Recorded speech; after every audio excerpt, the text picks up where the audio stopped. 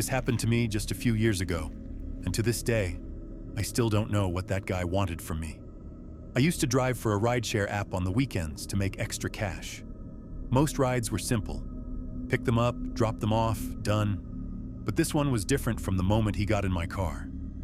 It was close to midnight on a rainy Friday when I accepted a request from a location I knew well, a diner that stayed open late. When I pulled up, the guy was already standing outside. No umbrella, no hood up, just letting the rain hit his face like he didn't care.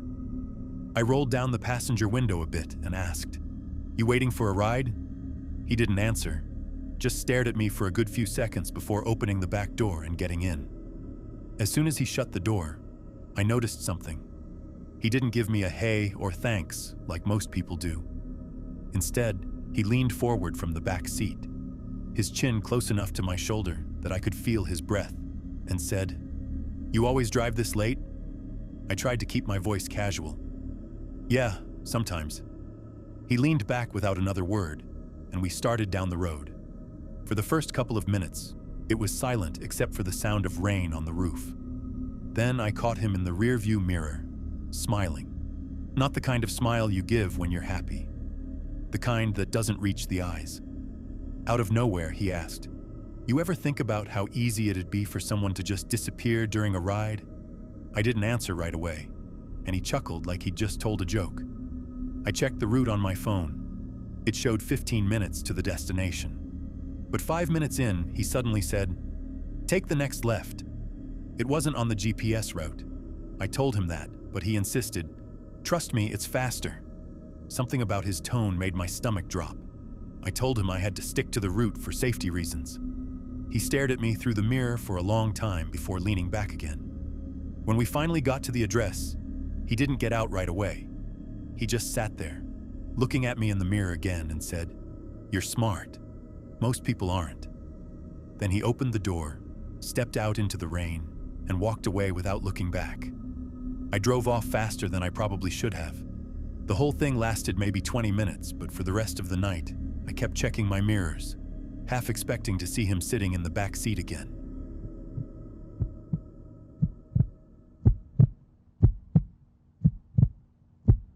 I was living in a small apartment building. It wasn't fancy, but it was quiet. Or at least, I thought it would be. The unit across from mine was occupied by a man in his mid-40s. I never caught his name. He never offered it.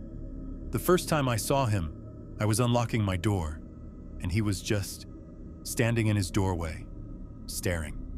No hello, no nod, just watching. At first, I figured he was just one of those socially awkward neighbors you barely see.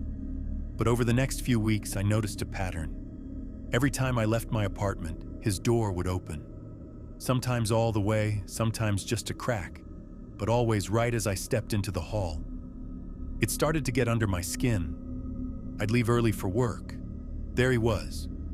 I'd come home late from the gym. There he was. No words, no small talk. Just eyes following me until I shut my door.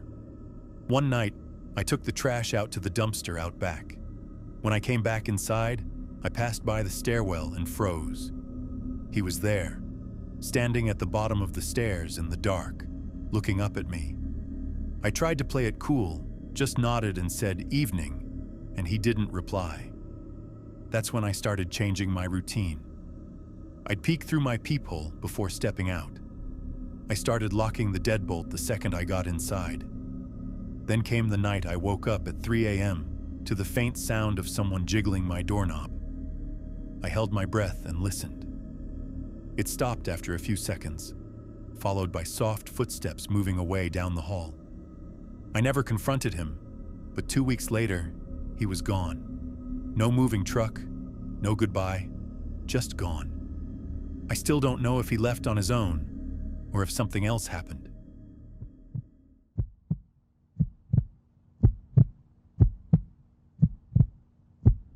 Back in college, I worked part-time at a convenience store on the night shift. The job was simple: stock shelves, run the register, and deal with the occasional drunk customer who stumbled in after the bars closed. But there was one guy I'll never forget. It was a Wednesday, a little after 1 a.m., and the place was dead quiet. I was behind the counter counting change from the register when the door opened and a man walked in. Tall, wiry, wearing a faded hoodie with the hood pulled low. At first, he just wandered the aisles slowly, not picking anything up. Every so often, he'd glance over at me.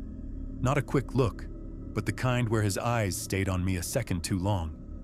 After a while, I asked, "You finding everything okay?" He didn't answer, just walked toward the back of the store, where the lights were dimmer. A few minutes later, he appeared at the counter with a single bottle of water. When I rang it up, he didn't hand me cash or a card. He just stared, then said quietly, "What time do you close?" I told him we were 24 hours. That's when he smiled, this slow, unsettling grin, and said, "Good. Means we've got all night." I laughed it off like he was joking, but my skin crawled. He took his water, walked toward the door, then stopped right in front of it. Without turning around, he said, "I'll be back," and he left. I locked the door after him, even though I technically wasn't supposed to. About 20 minutes later, I saw him outside, just standing in the parking lot under the streetlight, staring at the store. He stayed there for at least half an hour, then finally walked off into the dark. I never saw him again, but for the rest of that semester, every time the door chimed after midnight, my stomach knotted up, half expecting it to be him.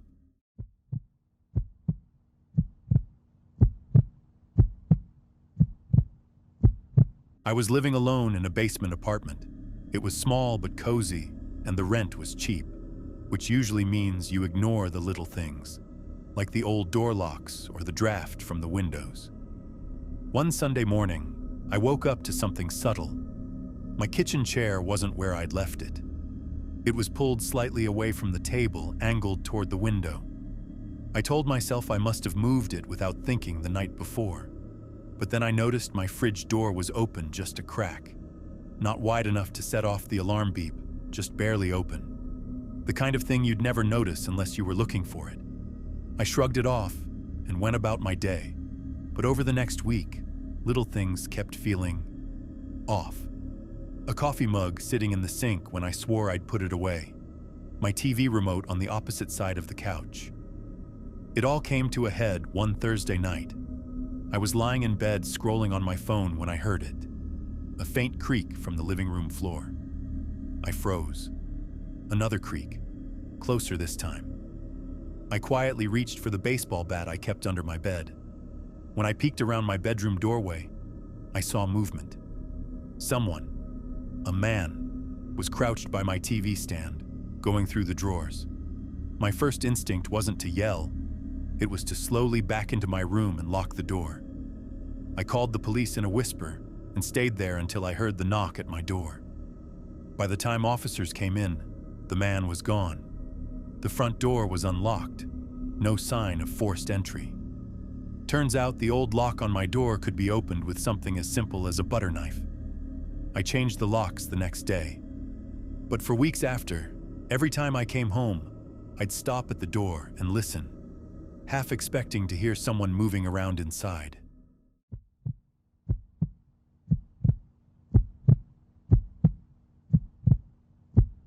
Back when I was in college, I spent a lot of nights at the campus library.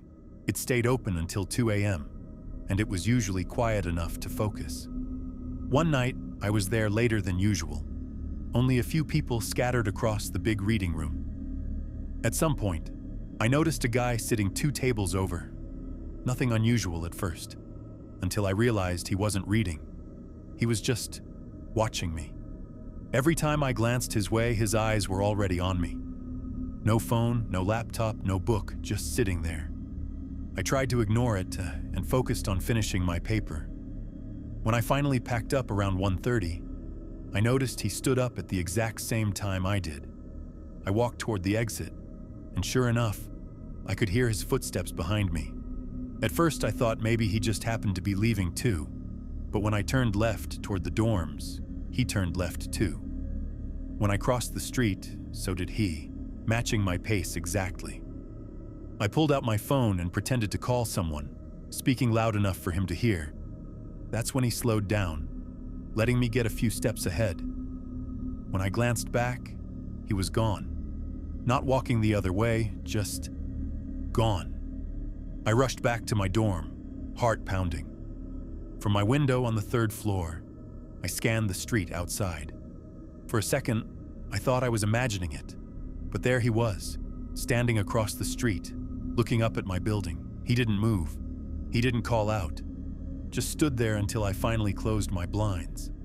I never saw him again. But for weeks after, every time I left the library, I'd make sure someone was walking out with me.